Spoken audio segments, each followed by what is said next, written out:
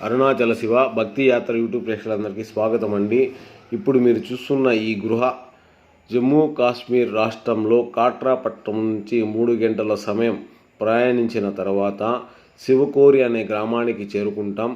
ఆ గ్రామం నుంచి 3.5 కిలోమీటర్లు నడవలసి వస్తుంది. నడవలేని వారు గురంగుండా ఈ గృహ వద్దకు చేరుకోవచ్చు.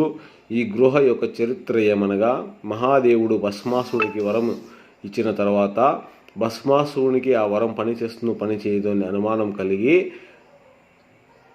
శివుడు తలపై చేయి పెట్టి తన యొక్క వరాన్ని పరీక్షించుకోవడానికి ప్రయత్నం చేస్తాడు భస్మాసురుడు.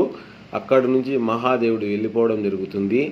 లోక కళ్యాణం కోసమై భస్మాసుడు భార్య నుంచి లోకాన్ని రక్షించుకోవడానికై శ్రీ మహావిష్ణు మోహిని అవతారం ధరించి ఈ గృహ వద్దకు భస్మాసురుని రప్పించి తన అందచందాలతో శ్రీ మహావిష్ణువు భస్మాసుని మైమరిపించి భస్మాసురుని తెలియకుండానే భస్మాసురుడు చెయ్యి తన తలపైన పెట్టుకునే విధంగా చేసి ఆ రోజు లోక కళ్యాణంకై శ్రీ మహావిష్ణువు భస్మాసుని వధించిన ప్రదేశమే ఈ శివకోరి అరుణాచల శివ.